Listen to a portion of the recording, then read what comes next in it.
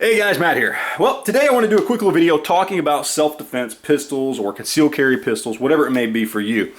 Specifically, I want to talk about them in relation to the safety versus no safety versus, Decocker versus Decocker safety. A lot of people ask me about this. I've had a lot of conversations on it in PMs and comments. We just talked about it about a week ago on one of the YouTube live chats. So I thought it'd make a good topic for a video, especially if you're in the market for that first self-defense gun or that first concealed carry gun, or maybe you're just looking for something new.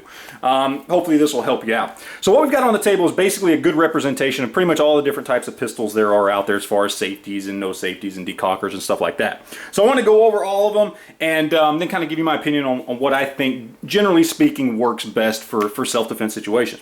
First, we've got just a standard double-action revolver. Yes, you can thumb the hammer back like that, but for self-defense purposes, whether it's concealed carry or not, you would never store the gun like that. You would never holster the gun like that. You would always keep it in double-action mode. You might as well just pretend that hammer spur isn't even there. Okay? This has a long, probably 11.5-pound, consistent, heavy trigger pull. There is no way this is going to accidentally go off. This is one of the most carried and used self-defense firearms in the last 150 years. You can take this and bounce it off your finger like that, and it is not going to accidentally pull the trigger, period. It's just not going to happen. Okay. Then the next step up, I think, is what we have here is going to be a striker-fired pistol that is a somewhat double action. I'll go into that here briefly. Pistol that has no external safeties on it, just like the revolver. Now, I'm not going to go into the difference between striker-fired versus hammer-fired. You can look that up on Wikipedia, or I'm sure somebody out there has done a video on it. But basically, this has internal safeties, will not allow it to fire unless you pull the trigger. It even has a trigger safety here, as most striker-fired pistols will have some sort of trigger safety on them, so that even if you did pull the trigger accidentally, bumped up to it, dropped it, whatever, pulled the side of it, accidentally rubbed up against it, it's not going to go off. You have to intentionally depress this tab in the center to make it go off, period. Very, very safe firearm, just like this is. Even though it has no external safeties, it's very, very safe.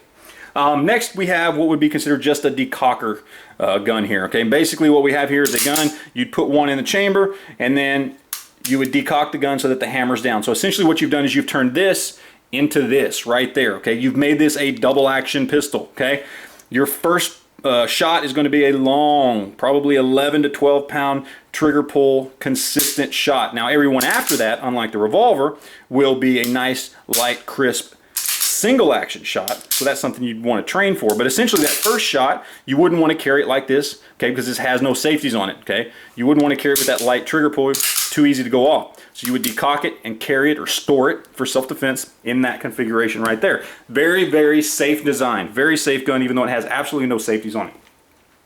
Next, we've got something like this. This is just a PT92. This has a decocker safety on it. So you racked one in the chamber. You have two choices at this point. Put the safety up, and basically you've turned it into a kind of a 1911 style pistol where you can't really do anything with it, but the hammer is back. So to fire, you would have to do that, drop the safety.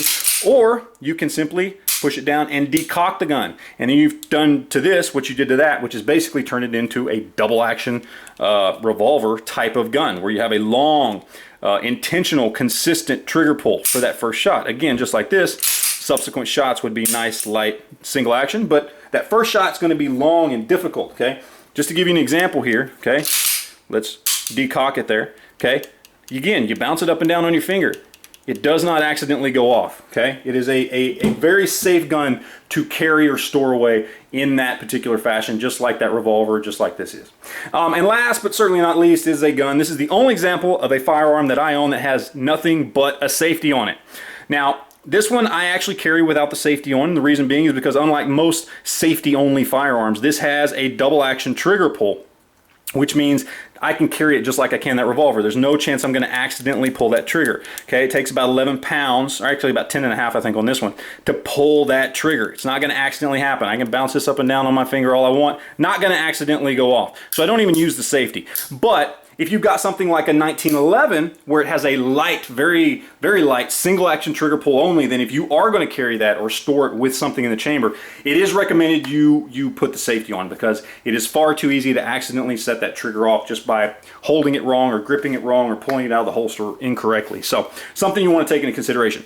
Basically, here's what it boils down to me for, guys. I think anything that gets in the way of a self-defense situation, any extra thing that might prevent you from efficiently pulling that gun and using it to defend your life or the life of someone else is something you don't need.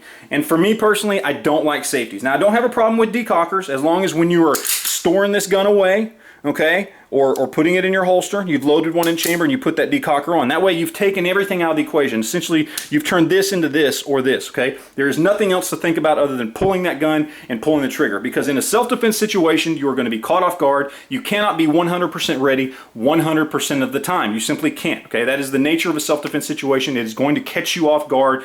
If you were prepared for it, you would avoid it altogether in the first place. I don't think safeties are a good idea. Now, I know a lot of people still carry things like 1911s, and in that case, well, that requires extra training. I don't think it's the best choice when it comes to self-defense or concealed carry, but that's just me. I love 1911s. They're probably my favorite type of firearm. With the technology we have today, with the types of firearms we have today, I don't think it's the best choice for a self-defense gun. But anyway, guys, that's it. Hope some of you guys found it useful. In the end, basically, guys, anything that can get in the way of you using your gun to adequately defend yourself, I think is something you need to avoid. So, I appreciate you guys watching, and we'll talk to you later.